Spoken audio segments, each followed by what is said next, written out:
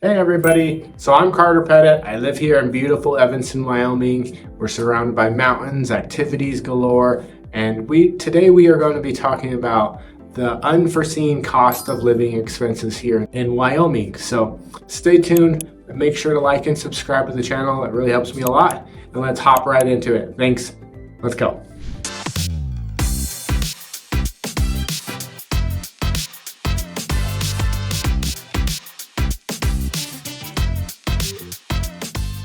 So first off, we do live in a beautiful state. Wyoming is absolutely incredible, and we are known for a lower cost living, and that's generally just because we don't have very many people here to help fund the economic welfare of the state. So less people, less resources, less a bunch of stuff, but less people, that's what most people care about. One of the biggest things that people talk about has to be our income tax. We are one of like 7 states. I think it's like Alaska, Florida, Nevada, South Dakota, Texas, Tennessee, Wyoming, and Florida are kind of the states that don't have income tax. So when you get your paycheck after your long day of work, you will still have the federal tax, but you won't have the state income tax. And that can add up depending on where you're at in the country.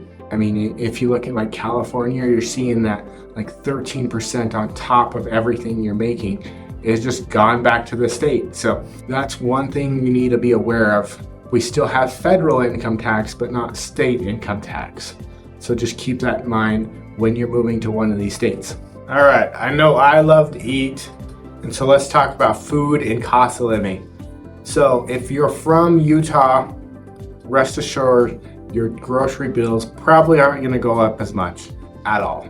So normally I used to work for Smith's as a regional pricing execution specialist. So we did tons of pricings for all the stores around the country.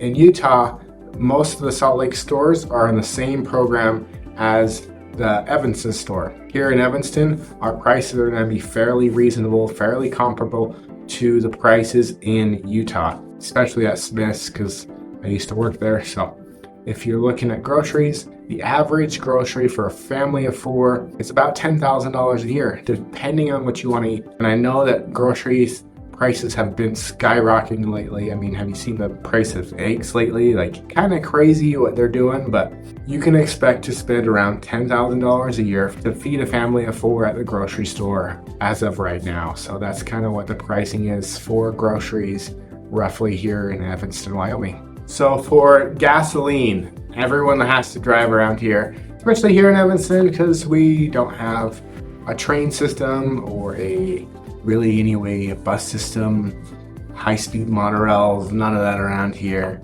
just because we don't have enough population for the demand for even a bus system. So you're gonna have to drive, and that leads us to our next point of cost of gas here in Evanston, Wyoming. So according to AAA, national average on gas is around $3.60 a gallon.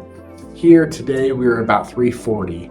So we're a fair bit lower than national average, but that includes all the states in that national average, including California and Hawaii and Alaska. Some of those states it's harder to get gas to, and they're more expensive. So about $3.40 for regular unleaded gas. So that's what you can expect for gas prices here in Evanston, Wyoming, early 2024.